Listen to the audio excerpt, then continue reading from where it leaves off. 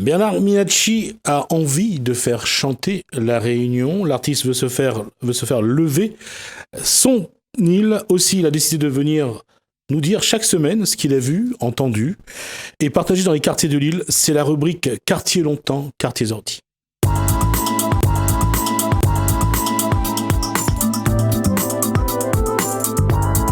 Alors, on va faire simple. D'abord, bonsoir messieurs. Bonsoir. Bienvenue. Bonsoir tout le monde. Bonsoir Bernard Minacci. Et je vous laisse présenter les invités. Ouais, mais juste, merci déjà pour l'invitation, déjà de m'accueillir sur Télé Créole. C'est vraiment le ben pour moi, qui est aussi j'adore ma culture, j'adore tout ce qui se fait sur l'île.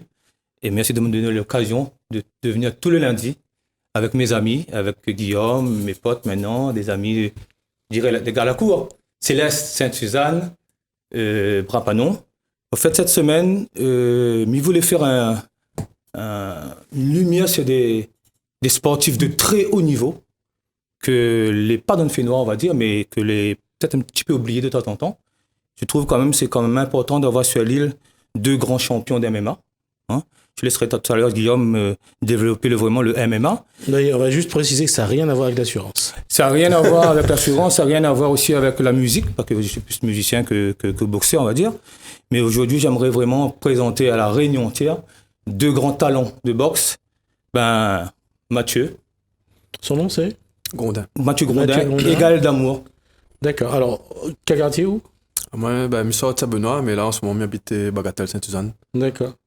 Elle est jolie? Ça va. Non, la raison pour laquelle on est parti Bagatelle. La raison? Ouais. On va dire c'est plus une raison de travail, fin de compte. Travail? Ouais. Quel quartier ou Brapanon? Brapanon, à côté du lycée Rivière-des-Roches. Ah, d'accord. Et combien pas présenté? J'ai présenté, j'ai dit Gaël d'amour. Ah, d'accord. Et alors, ces deux... Oh bah, tiens, on va pas présenter quand même monsieur qui est là. Oui, bonsoir. Bonsoir Gismi. Voilà, je présente, c'est toujours où présente à où? Alors moi, c'est Guillaume Tissu, président de l'association Alliance Tissu. Je m'occupe des sportifs de La Réunion de haut niveau. Donc Mathieu Grondin d'Île Kraken, Gaël Damour, Lucie Ignace et Florent Kawashi. Voilà. D'accord. Alors, quel quartier ils sortent? Sainte-Suzanne pour Mathieu. Non. Quel quartier? Où ça m'y est né? Ouais. Enfin, m'y est né La Réunion, mais bon. Je sors de Saint-Benoît, m'a grandi Sainte-Anne. Ah, Sainte-Anne? Ouais. Ah, d'accord. Très joli quartier. Et Gaël? Campagne. Non, Rivière-des-Roches. Rivière-des-Roches toujours? Ah, pêche bichique alors. Voilà. D'accord. Et le fait que toi tu sortes dans ces quartiers-là, pour toi, ça a été un avantage ou t'es un peu plus difficile que si tu viens d'ailleurs pour grimper un peu les échelons? Pour moi, La Réunion, les petits, où on peut entraîner partout et il n'y a champion. C'est pas le quartier qui compte, c'est l'envie. Ouais. C'est pour savoir si on a l'envie d'en sortir. Mais je pense que c'est plutôt l'envie, voilà. Ouais. Pareil pour elle. Pareil. D'accord. On veut pas ou bien pas. Maintenant, où connaît quoi souvent bonne jeune dans les quartiers, ils essayent en sorte à autres. Ça doit être deux exemples ou bien? Oui, le mot, je crois que c'est deux exemples. C'est-à-dire que des fois, c'est pas besoin d'avoir une structure de professionnel pour s'en sortir de la vie. D'ailleurs, la preuve est là, hein, avec deux ceintures grands champions déjà là, hein, à 70 kilos pour Gaël Damour et 93 kilos pour Mathieu. Je trouve quand même que c'est des exemples à prendre, les jeunes surtout, parce que c'est vraiment vouloir en fait. Du moment qu'on veut, même s'il est en train de dehors de ce pied de bois, et après il n'y a pas de souci quoi. Mais après, ce qui manque aussi effectivement, c'est l'accompagnement. Mais là, nous on est là pour ça maintenant, je pense. Mais déjà, moi je dis vraiment chapeau déjà pour les deux grands champions déjà. Alors ma question c'est juste pour histoire de connaître un petit peu, c'est quoi le cursus scolaire qu'on a fait comme diplôme? Maman a fait un bac à lauréat littéraire et après m'a parti à la fac aussi, mais m'avait arrêté justement pour mettre à fond dans le sport et en même temps malgré le travail. Donc au mieux rentrer dans la vie active que continuer les études jusqu'à je sais combien de temps. Et surtout qu'après c'était un travail. C'est ça. Moi c'était un CAP mécanique et m'a pas continué dans cette branche-là, m'a parti plus vers la sécurité. Depuis 2006 dans la sécurité, a fait contrôle transport commun, car jeune. Et là, toujours dans le domaine de la sécurité en ce moment. Dans une carrière de boxeur, donc de sportif d'un côté, et professionnellement, tu continues de travail ou pas? Pas le choix, l'obligé fait vivre la famille. Et puis en même temps, pas vivre encore de cette passion-là, parce que déjà le MMA en France n'est pas encore légalisé. Bon, après, peut-être fin d'année. Et puis voilà, obligé des fois d'avoir 2 boulots même pour pouvoir subvenir aux besoins. Et ne peut pas entraîner, on va dire, comme des sportifs professionnels, c'est-à-dire qu'ils s'entraînent toute la journée, nous sommes obligés de travailler, nourrir notre famille, et puis quand ils s'accombattent, ils s'accombattent avec le cœur. Pareil pour... Voilà, pareil. Quand il va au charbon, il avec le cœur, comme Mathieu dit. Mais là-dedans, Gaël, comment tu vis d'abord votre vie à Zot, c'est-à-dire en tant que boxeur, en tant que père de famille, je suppose. Comment tu vis ça? Et en même temps, comment tu essayes finalement d'être un exemple, de représenter des jeunes que la bataille dure pour en sortir des autres? Comment tu fais pour gérer tout ça?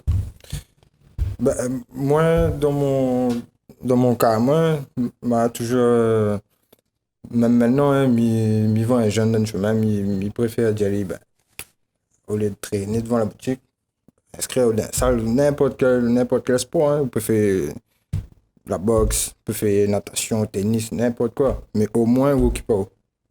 C'est pas adresse dans le chemin, l'entraînement, et ça c'est un cercle vicieux, cette affaire-là. Et moi, ma passe par là, m'a fait des conneries dans ma jeunesse. Et heureusement qu'on avait des messieurs qui ne m'y citeraient pas aujourd'hui. Pour remettre dans le bon chemin. Voilà, c'est ça. C'est ça qu'il faut. Et justement, où pense que. Où l'envie de mettre bonne maman dans le bon chemin? Où l'envie d'essayer? C'est ce que nous sommes en train de faire en ce moment, par le biais d'associations que nous sommes en train de rouvrir avec Guigui et tout. Pour essayer de cadrer ces jeunes-là que là un peu déroutés, et ça les ramène à un peu sur le droit chemin. Parce qu'aujourd'hui, si nous voulons un exemple, il veut dire que déjà c'est l'exemple d'un exemple. Après, nous remet aussi les exemples que nous l'apprend le visuel dessus. C'est un peu grâce à ça. Aujourd'hui, si nous avons cette image-là, et nous peut retransmettre une bonne image et ramène ces jeunes-là vers nous. D'accord. Mais là aujourd'hui, quand on a des quartiers, on a toujours une image négative, parce qu'à chaque fois qu'il y en a un problème, ils ne parlent jamais de ce que Banaï fait de bien. Ils parlent toujours de travers, une poubelle il brûle, 2-3 galets lancés. C'est toujours l'image. Comment aujourd'hui, à l'image de ces 2 jeunes gens, comment changer un peu l'image de certains quartiers? Déjà, changer l'image, c'est déjà l'application. Si les responsables, les politiques examinent un peu autour d'eux, par exemple dans les quartiers, pareil, je reprends toujours l'exemple de Mathieu et de Gaël, c'est-à-dire que si on a un suivi, je veux dire qu'un suivi, ça peut être forcément des subventions, ça peut être une salle déjà, pour s'entraîner, et la volonté de suivre ces gars-là. Déjà avec tout ce qu'ils ont comme palmarès, imagine, Jismi, le coût d'un billet. Le coût d'un billet pour aller justement représenter son île. Parce que quand ils prennent l'avion, quand ils vont par exemple dans tous les pays du monde, c'est peut-être Mathieu, c'est peut-être Gaël, mais c'est aussi la Réunion qui se déplace. Là-bas, quand il présente, il dit pas le Guadeloupéen ou le Martiniquais, il dit le Réunionnais. Ouais. Bon, déjà, le fait de prononcer la Réunion, pour moi, c'est important déjà. Et là, je lance un appel à tous les politiques qui nous écoutent. C'est le moment de dire déjà, si on prend en compte ce genre de sport ou de bilan, je crois que c'est pas la peine qu'on essaie de développer quoi que ce soit. Du moment qu'on donne les moyens, sans moyens, regarde le résultat aujourd'hui. Et ça dans toutes les disciplines, ça peut être dans la musique, dans le sport, dans tout ce qu'on fait. Du moment qu'on suit et qu'on donne de l'importance à ce qu'un jeune veut faire, elle disait tout à l'heure, il y a un monsieur qui l'a dit, voilà, mais on aimerait rencontrer ce genre de monsieur, ça pas tous les jeunes en fait à La Réunion. Ça veut dire, voilà, il y a ça à faire, on aimerait un suivi, et un suivi clair, hein, c'est-à-dire qu'aujourd'hui, les résultats sont là, c'est des bons, des très bons, je pense que même, ça va être même des médiateurs sur le terrain. D'ailleurs, je vais m'entourer de ces copains-là pour faire mes émissions de tous les lundis, la réunion longtemps, la réunion aujourd'hui, avec mon pote Guillaume. C'est-à-dire qu'il faut qu'on arrive d'ici fin d'année à détecter sur l'ensemble de l'île les activités. Guillaume, ce tissu associatif, sportif, culturel, c'est là qu'il faut aller chercher les talents de demain. Oui, c'est les acteurs, les premiers acteurs que je vais chercher, c'est-à-dire que je les prends tout jeunes, c'est-à-dire qu'il y a 2-3 ans que je les ai rencontrés, j'ai connu Mathieu très jeune, j'ai suivi sa carrière, j'ai vu l'évolution, là on est en train de chercher bien sûr il n'y a pas que l'argent comme disait, il y a aussi les aménagements d'horaire par rapport à leur entreprise. Il faut savoir que Mathieu à côté de ça, il a un vrai travail, il s'occupe de jeunes délinquants, toutes les nuits. Et c'est C'est avec la APEJ. Voilà. Donc il s'occupe de ces jeunes-là. Derrière, il va peut-être me trouver d'autres jeunes qui ont aussi la motivation, comme a lancé à l'époque Christophe Dafreville, les Gaël Grimaud aussi. On est sur cette ligne et voilà. Donc moi, je suis là pour rencontrer les partenaires privés et publics, et j'organise aussi des événements. En septembre, on prépare une ceinture mondiale aussi face à l'Afrique du Sud, face à Wayne Anderson, une grosse pointure de MMA. Ça fait longtemps que Mathieu le va rencontrer, ça devrait se faire en septembre, voilà. Par des animations, par des entraînements publics, par des événements, voilà, et des concerts. Voilà. Alors, juste avant de passer à autre chose, alors cette ceinture, pardon. Alors c'est la plus grosse ceinture la prendre et la présenter à la caméra ici. Voilà, c'est la plus grosse ceinture pancrace. Levez un peu plus, voilà. La plus grosse ceinture pancrace que nous ayons en France. Il l'a gagnée à Toulouse il y a quelques mois. Il a eu même le record du KO en moins de quelques secondes. Je crois qu'on va voir les images juste après. C'est une grosse organisation. Il remet sa ceinture en jeu d'ici octobre ou novembre prochain. Voilà, c'est la ceinture du GFA. Ça sera ici ou... Alors, en septembre, ce sera ici. Et en novembre, ça sera à Toulouse. D'accord. Voilà. D'accord. Alors, on va demander à la régie de nous envoyer les images qu'on va commenter. Voilà. Alors, ça se passait où? Alors, ça se passait à Toulouse face à l'Espagnol Omar Storm. Voilà, c'est en plus de 93 kilos, en moins de 93 kilos, autant pour moi. C'est pour la Ligue FK-MDA. Donc là, la salle était pleine. C'est le premier réunionnais à vendre des pay-per-view sur Internet. C'est-à-dire que les places pouvaient être achetées aussi sur Internet pour pouvoir voir le combat en direct. Voilà, donc ça va aller très vite. Il faut pas cligner les yeux. Vous allez voir Mathieu Grondin face à Omar Storm. Alors, on va voir, c'est un crochet, un uppercut, c'est un direct? Je te laisse parler, Mathieu. On appelle ça une wave en MMA. C'est un coup de poing qui passe au-dessus de la garde. Un genre de crochet modifié pour le MMA, en fait. Quel était l'objectif au départ? C'était vraiment le toucher tout de suite ou bien de le fatiguer? L'objectif, c'est mettre KO direct. D'accord, donc c'était au menton là. Ouais. Là, il a été touché au menton. Ah oui. D'accord. Séché d'entrée. Ouais. Voilà, Et c'est bizarre, à quel moment on a vu que sa garde était trop bas? Je n'ai même pas vu si sa garde était trop bas, mais m'a vu qu'il allait mettre un crochet. Et du coup. Donc il a levé son poing. Donc il a ouvert alors. D'accord. La question c'est. Ouais. C'était la stratégie mise en place depuis dans les vestiaires. D'accord. Attendre qu'il ouvre alors. Voilà. D'accord. Et il est resté KO combien de temps? Une bonne dizaine de secondes au sol. Ouais. Très arrogant, hein. Ça s'est très mal passé dans les vestiaires. Il venait chercher un peu des noises à Mathieu, ça faisait partie de sa stratégie. Oh, mais c'est toujours la stratégie du bluff. Hein, oui. Mais là, il est allé loin quand même, mais bon. Donc il a été corrigé. Il a été corrigé bien comme il faut par Mathieu. D'accord. Donc bien fait pour lui alors. Mais en respectant notre adversaire. Toujours. D'accord. Voilà, merci. Alors ça c'est donc pour Mathieu, donc deux combats cette année. Cette année, 3 combats, 2 victoires et une défaite par blessure. D'accord. 2 victoires en moins de 15 secondes. Et qu'est-ce qu'il y a au programme pour cette année? Il y a pour cette année, une nouvelle ceinture mondiale au mois de septembre. Et au mois de novembre, je vais remettre cette ceinture-là en jeu. Et je sais pas encore ce qu'il a adversaire par contre. On verra bien. D'accord. Et pour Gaël, ça va être? Alors pour moi, c'est le départ le 21 mai. Le combat, c'est en Slovénie le 26 mai. Contre un Tchèque. David Kozma. C'est le champion actuel de l'organisation. Ça sera en Slovénie le 26 mai. D'accord. Et comment se fait la préparation là? Là, je reviens des championnats de France de karaté contact. Donc la préparation sera toujours active par rapport à la date qui arrive. Donc on va compléter, moi et Mathieu, à la salle pour le combat en cage. Quoi. Ah, c'est un combat en cage. Voilà. Et le MMA. Avec gants et avec protection. Ouais. Comme vous avez vu sur la vidéo de Mathieu, mais structuré avec une cage. D'accord. Spécialement pour le MMA. D'accord. Mais alors comment la Réunion doit se servir de cet exemple-là pour faire avancer ces jeunes, pour les faire grandir dans le bon sens? Mais déjà, ce qu'on fait aujourd'hui, c'est très bien. Déjà, je pense que la télé, ça va déjà divulguer pas mal de messages par rapport à leurs activités. Et nous, on va mettre en place des caravanes dans l'île. On va passer un peu dans toute l'île. On va peut-être voir les jeunes qui sont intéressés. On va installer sûrement des clubs dans différentes communes. Je pense que le plus gros boulot qu'on a fait, moi et Guillaume, c'est d'aller dans les quartiers et de voir un petit peu les demandes, les doléances des jeunes, quoi.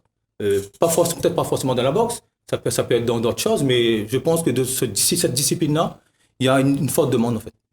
Voilà. D'accord, on arrive à la fin de notre échange, à moins qu'il y ait quelqu'un qui veut rajouter quelque chose. Moi j'aimerais bien rajouter quelque chose. Gaël d'abord. Gaël, C'était juste pour dire que voilà, moi et Mathieu, on sera dans différents Leclerc à partir du 14 mai pour vendre des packs d'ampoules LED pour l'écologie de la Réunion. On sera dans les différents Leclerc, moi, Mathieu, Lucie, Florent, Guillaume. On fera des séances photos, des signatures de dédicaces. Voilà. D'accord, ça c'est enregistré. Après, Bernard. Mais moi je donne rendez-vous à toutes les rayonnés. On va dire qu'à partir de cette semaine prochaine, on viendra sûrement dans les communes, dans les quartiers, dans les associations, pour monter des petites émissions avec eux, faire connaître les activités. Et sincèrement, moi, j'aimerais qu'en fin d'année, en décembre, on a plus ou moins recensé le nombre de jeunes qui veulent vraiment faire quelque chose dans leur vie, quoi. On va essayer de leur suivre à notre façon, on va donner les moyens. Merci Jasmine aussi pour la télé. Et avec Guillaume, on aura une petite équipe sur le terrain. Donc si les jeunes nous voient de temps en temps dans les communes, c'est pas pour faire de la politique, on est là pour faire de l'animation, pour faire de la pub. Et encore une fois, je tiens mon chapeau, même si je ne mets pas de chapeau, à deux grands rayonnés, je pense. Et aussi à leur manager, Guillaume. Félicitations, les gars. Merci. Et ensuite, nous sera des autres. Et je pense que là, maintenant, c'est un petit appel aussi pour les sponsors, pourquoi pas. Si vous êtes intéressés, on va laisser des numéros de téléphone. Je laisse le mien déjà, 06 93 46 62 50. Pour donner un coup de main. Toutes les aides sont les bienvenues. Donc, on souhaiterait d'avoir les entreprises, les sponsors, les politiques, pourquoi pas aussi, pour les aider vraiment à partir de la Réunion avec une tête bien reposée et d'arriver sur le ring et de servir Bernard un petit peu, quoi. D'accord, merci Bernard Minacci, merci Guillaume, merci Mathieu, merci Gaël. Merci. On va nous continuer à parler des jeunes, aller à la rencontre des jeunes dans les quartiers ou dans les établissements scolaires. C'est un travail développé depuis des années par Eric Anoni. Dans le quartier du Chaudron, le percussionniste et formateur veut transmettre ce savoir. Il veut le faire à bon escient. Moi, je suis un percussionniste formé depuis 1992 dans l'association Groupe FOA qui est dans le quartier du Chaudron. Association Groupe FOA. Donc, c'est l'association qui a eu le moyen, l'occasion de monter des projets et d'avoir des subventions pour faire venir des personnes qui travaillent vraiment la percussion dans les pays étrangers. Les référents que nous cherchons, donc ils permettent à nous de progresser, tels que Adama Drami, Maman Tiketa. Et c'est à travers ces personnes-là que nous avons pu avoir l'expérience et puis pouvoir aussi avoir une musique pour le Morin. Parce que la musique du Morin que nous faisons là, il vient de l'Afrique, plus précisément du Mali. Il y a une ethnie spéciale qui joue ça et il y a plusieurs noms. Donc, à nous ici, nous avons décidé d'appeler à l'île sur Kotake. Et nous trouvons que déjà les biens, les marmailles, il y a un bien, il y a propriétaire bien déjà les rites. Donc, pour nous, c'est une histoire positive. Et surtout pour la journée d'aujourd'hui, le Maloya, que pour une première fois qu'il vient dans l'Est, j'espère qu'il va perpétuer ça dans les années futures. Comment on l'a vu, ces enfants qui viennent vers vous et à qui on apprend à taper sur un djembé? Quoi, Blanc, il avait vraiment envie d'apprendre? Maman avait envie déjà d'apprendre comment il fait danser. C'est quoi les sons du djembé? Et il a eu aussi le piqueur, les dounoun. Comme le piqueur vient plus du Maloya, donc c'était un peu plus facile pour ça. Mais surtout la découverte du dounoun et du djembé, la cohésion des deux, comment il fait un appel, comment il fait que tout le monde il est attentif, il y a des signaux pour ça, il y a des appels pour commencer la musique. Il y a une musique pour la danse, il y a une musique pour la chorégraphie et il y a une musique aussi pour le rituel. Donc, Bana a découvert tout ça là aujourd'hui. Nous connaissons que Bana ne retiendra pas. Et ce qui permet à nous d'avoir des interventions des établissements scolaires, des associations culturelles, va permettre à nous de continuer ce travail-là. À votre avis, comment il faudrait que la Réunion y mette en place des outils pour transmettre un peu mieux son patrimoine culturel à ses enfants? Déjà, je ne me dira pas comment il fait, mais je pense qu'il fait déjà beaucoup. Il a beaucoup de solutions, les mises en place et voilà, l'évolution de la Réunion déjà, par rapport aux îles autour que nous avons autour de nous, l'océan Indien. Il est super développé. Ce qui manque à nous, c'est d'appliquer à nous dans les disciplines que nous faisons. Essayer de trouver des solutions. Parce qu'il y en a déjà des supports. Je ne pense pas que nous allons pouvoir amener plus de supports. Le seul chose que nous pourrons faire, c'est prendre les supports qui existent déjà et les faire évoluer. Pour que nous puissions transmettre ça à la jeunesse. Et où, personnellement, comment dans le travail que vous faites, comment vous transmet tout ou de savoir au jour le jour, dans chaque geste? Est-ce que vous pensez à ça ou vous vivez les choses tout simplement? Déjà, je vis déjà. Parce que je fais les tambours depuis 1992, ça fait quand même déjà 25 ans que je pratique, je enseigne dans l'établissement. Je suis sûr que je n'ai pas encore diplômé. Justement, il est au conservatoire pour ça, par le biais de la région. Donc là, comme il est aussi qu'à orientation professionnelle, à travers ça, il demande à moi de faire des évaluations. Donc il fait des évaluations, mais comme il transmet les choses, c'est toujours... Il garde toujours l'aspect oral qu'il transmet les Africains et que nos ancêtres ont transmis à nous aussi. Et nous essayons maintenant d'utiliser le support qu'il y en a aujourd'hui de l'établissement scolaire. Tel que les marmailles, nous voyons utiliser des stylos, des cahiers. À travers ça, on apprend déjà à écrire pour que les autres retiennent. C'est des outils que souvent les négligés par les enfants et que les beaucoup utiles parce que quand on oublie quelque chose, s'il est écrit, tôt ou tard, on pourra rattraper. Reprendre la feuille et lire. Tandis que oralement, il faut, comme un disque dur. Il faut tout le temps où se souvient et où chante, où rit pour vivre, aller, où mange, où danse dessus. Et où marche, même dessus, quand on va en forêt, où marche, où chante, aller, les choses appropriées.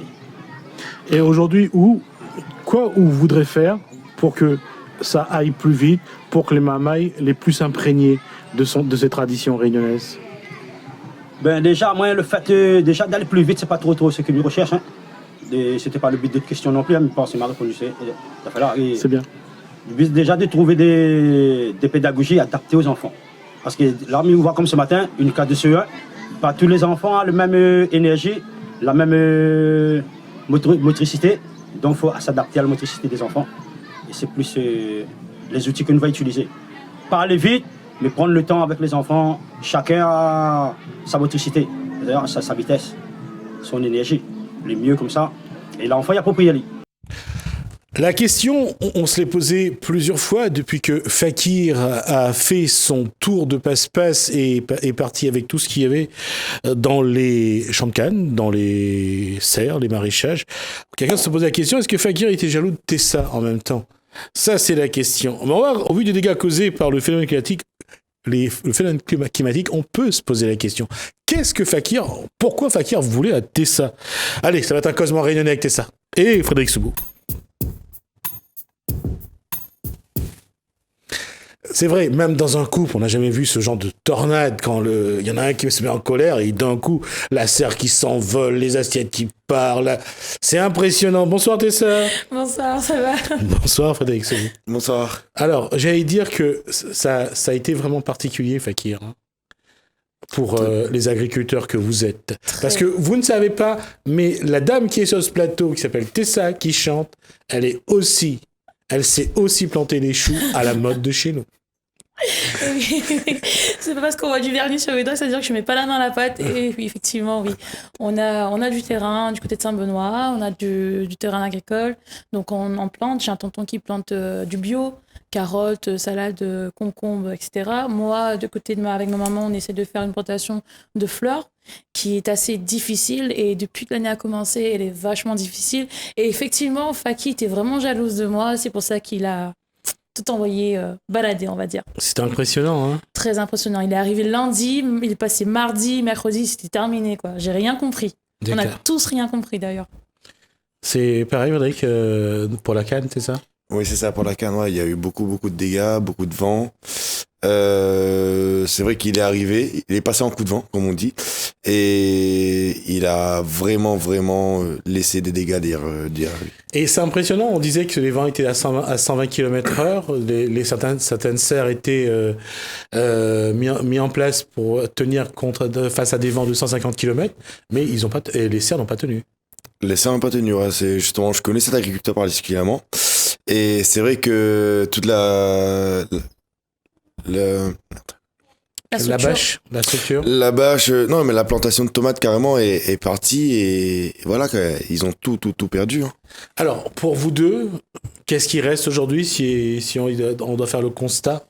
Moi, c'est retour à zéro pour moi, parce que bon, c'était des périodes d'essai, donc voilà, donc les essais sont tombés à l'eau, parce que trop d'eau, pas assez de soleil, trop de vent, donc voilà, c'est au début à zéro pour moi avec ma maman, parce qu'il faut savoir que la plantation, je l'ai fait avec ma mère, et pour nous, c'était un essai, et c'est un super goût amer, là, par contre, que Faki a laissé derrière nous, donc là, c'est retour à zéro pour moi. Après, pour Fred, je sais pas, je pense que là, on va être un peu serré au niveau de la récolte, c'est ça?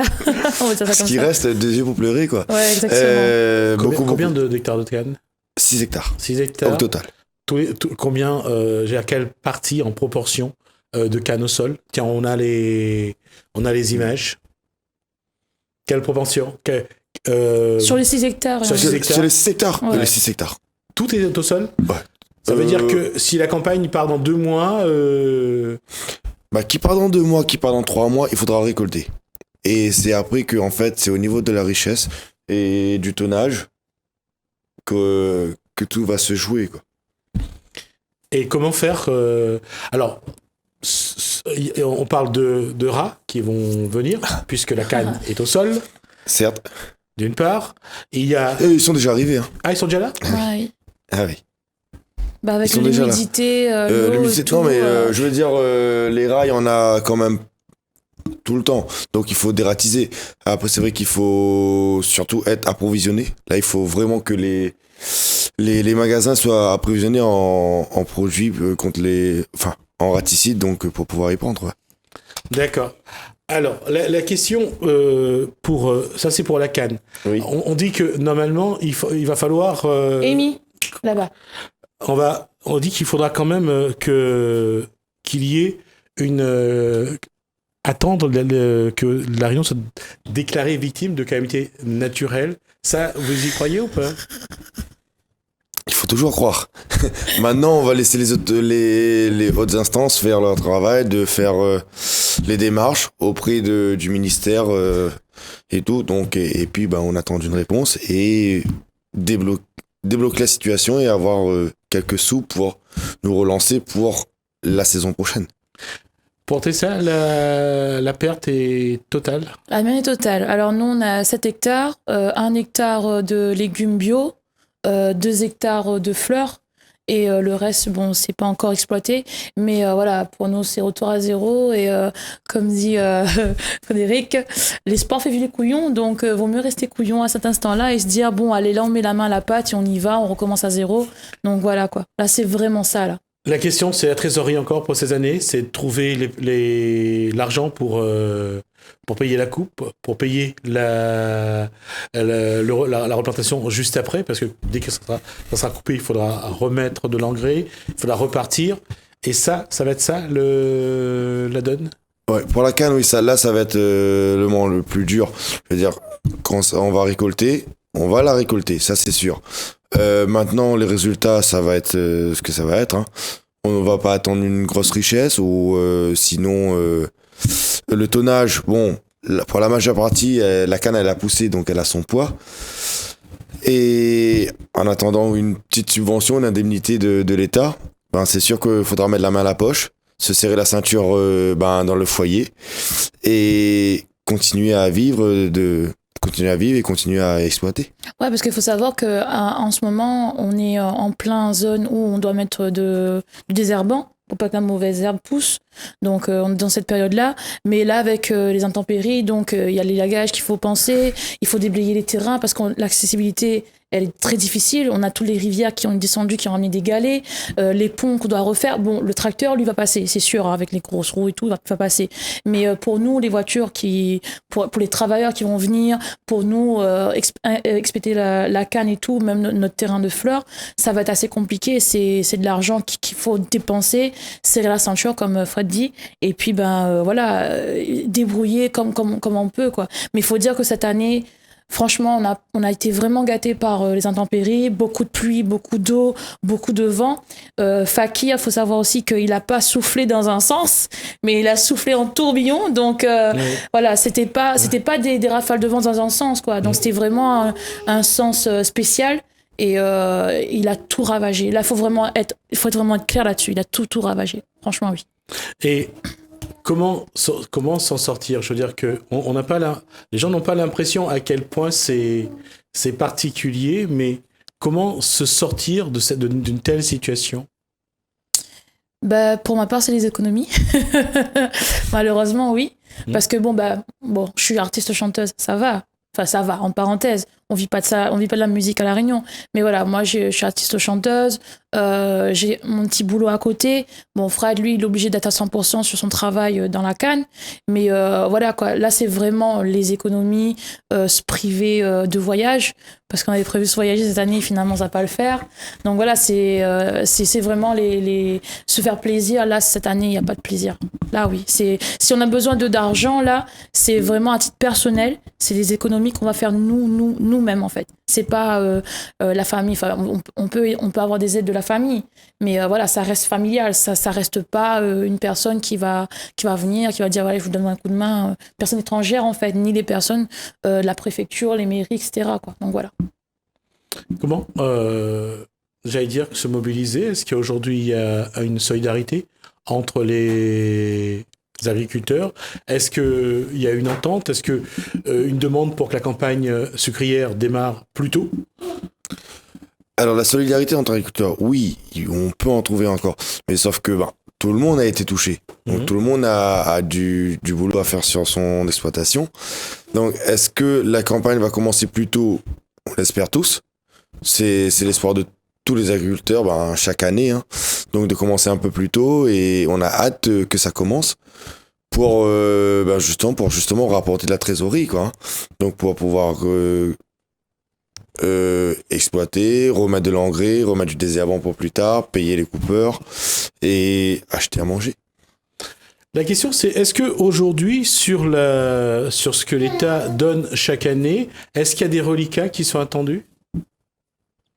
C'est-à-dire le paiement des cannes, les subventions pour la replantation, les subventions pour l'engrais, tout ça. Est-ce qu'aujourd'hui, les agriculteurs sont dans l'attente de ce qui n'a pas été payé avant, finalement? Oui, il y a une petite argent qu'on attend, mais bon, il y a un petit pourcentage qu'on attend depuis 2015, c'est sûr. Quand est-ce qu'on va être payé, on ne sait pas. Et maintenant, on va pas polémiquer là-dessus non plus. Mais oui, là, on attend encore des petits versements. Mais après, le plus gros, ça va être qu'on récolte le plus tôt possible, et pour que tout entre dans un système où ça va aller un petit peu mieux. D'accord. Comment Tessa va gérer son rôle d'exploitante agricole? Comment elle va gérer sa carrière aujourd'hui? Alors, comment je vais gérer ma carrière? Comment je vais gérer ma nouvelle activité, on va dire? Tout simplement parce que comment je vais faire? Grâce à ma mère. Parce qu'il faut savoir que je ne suis pas propriétaire de mon terrain, je ne suis qu'une héritière parmi tant d'autres, on va dire ça comme ça. Ma maman est propriétaire du terrain, donc c'est un coup de main que je donne à ma mère. C'est une idée que j'apporte à ma famille, parce que voilà, à La Réunion, on est beaucoup de Réunionnais qui voudraient avoir du terrain. Beaucoup de Réunionnais n'ont pas de terrain. Nous, on a la chance d'avoir du terrain. Donc, je vais essayer d'apporter une nouvelle génération d'idées de génération de plantation pour ma mère. Bon, la canne, je vais pas vous mentir, moi, je suis pas agriculteur de canne, franchement. Donc voilà, certes, j'ai un monsieur qui fait de la canne, mais voilà, nous, on veut plus partir vers les fleurs. Pourquoi? Parce que ça nous passionne. Mon papa est jardinier professionnel, donc c'est un héritage que j'ai pu réussir à avoir de lui. Donc voilà, comment gérer tout ça? Tout simplement, je vais essayer de me calmer au niveau de la musique. C'est un sacrifice que je vais faire par moi-même. Je n'annonce pas mon arrêt d'arrêter de chanter. Ça, c'est clair et net, j'arrêterai jamais de chanter. Chanteuse ne peut pas arrêter de chanter. Mais voilà, tout ce qui est prestations privées, tout ce qui va être du gros podium, il y aura des choix à faire. Il y aura une discussion avec la production, avec la prod avec qui je travaille. Il y aura des nouveaux conditions. Et puis, voilà, essayer de me consacrer à 100% à l'agriculture que je vais mettre en place à l'heure actuelle. Parce que, comme je vous ai dit, c'est ma maman qui est propriétaire, mais demain matin, ça peut être moi aussi qui est propriétaire. Et ensuite, ça va être mes enfants. Donc là, c'est l'heure pour moi de penser un peu à l'avenir et aussi penser à mes enfants. Donc, voilà. Ça reste un métier, je dirais, très aléatoire avec le temps. Parfois, ça peut être très, très bien. le climat est favorable et on a de très bons résultats.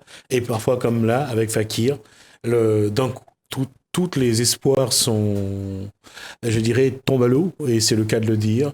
Le vent a tout effacé, a emporté les espoirs aussi. Et là, c'est une remise en cause. On garde toujours espoir. On a l'espoir de recommencer. On va recommencer. Oui, ça c'est sûr. Donc voilà, on vit de ça, donc on va recommencer. C'est une remise en cause aussi? Pour moi, oui, en tout cas. Parce que voilà, on est en pleine période d'essai là, au niveau des fleurs, parce qu'il faut savoir qu'on va faire de la rose porcelaine, des gypsophies, des mariés-poux, qu'on appelle zéidernes. Voilà.